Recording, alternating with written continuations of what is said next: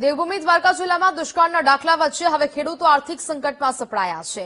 ઓખા મંડળ તાલુકાના પોસીત્રા ગામ સહિત સમગ્ર પંથકમાં પૂરતા પાણીના અભાવે મગફળીનો પાક નષ્ટ થવાને આરે છે।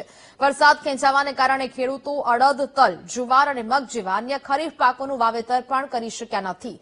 સિંચાઈ કે વરસાદી પાણી ન હોવાને કારણે ખેતરો ખાલીખમ પડ્યા છે અને ઉગાડેલા પાકને મોટું નુકસાન વેઠવાનો વારો આવ્યો છે। નોંધનીય છે કે પોસીત્રા પંથક સામાન્ય રીતે મરચીના વિપુલ ઉત્પાદન માટે જાણીતો છે, પરંતુ આ વર્ષે પાણીની તંગીને કારણે મરચીના ઉત્પાદનમાં પણ ભારે ઘટાડો થયો છે। આ વિકટ અને દુષ્કાળ જેવી પરિસ્થિતિને ધ્યાનમાં રાખી દેવભૂમિ દ્વારકા જિલ્લાને તાત્કાલિક ધોરણે દુષ્કાળગ્રસ્ત જાહેર કરવાની માંગ ઉઠી છે। ઉપરાંત સરકાર સર્વે કરીને આર્થિક સહાય પૂરી પાડે તેવી પણ ખેડૂતો માંગ કરી રહ્યા છે।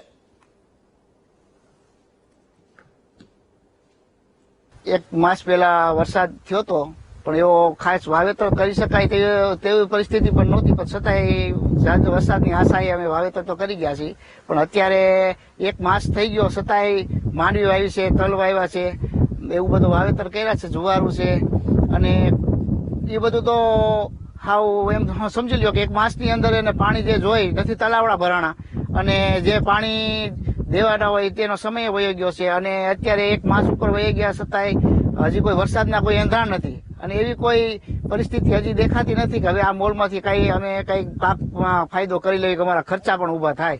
મેં 20 વીઘામાં માંડવી વાવી હતી। જાડું મોટું વતર હતું, છાંટા પડ્યા હતા તો સાહસ કરીને વાવી ગયો, પણ માંડવી નીકળી નહીં, છોડા નીકળ્યા ક્યાંય, તો ઈ ઉવેરીને મેં પાછું વતર થોડી ઘણી થઈ, પાછું છાંટા થોડા ઘણા આવ્યા તો મેં અડદ વાવ્યા, તો ઈ પણ હવે લાગતું નથી કે કાંઈ થાય। અને અમારા વિસ્તારમાં લગભગ ખેડૂત બધા પાયમાલ થઈ ગયા, 1.5-2 લાખનો કરજો કરીને બિચારા બધા સાહસ કરીને વાવતા હોય, પણ હવે ઈ લોકોને ક્યાંથી પૈસા એટલા પાછા થાય, એના ખર્ચા બધા તૂટ્યા અને કરજામાં ડૂબી ગયા। મગફળી વાવી ગયા, ત્યારે મારે મગફળી વાવેલ છે, 60 વીઘા વાવેતર છે મગફળી।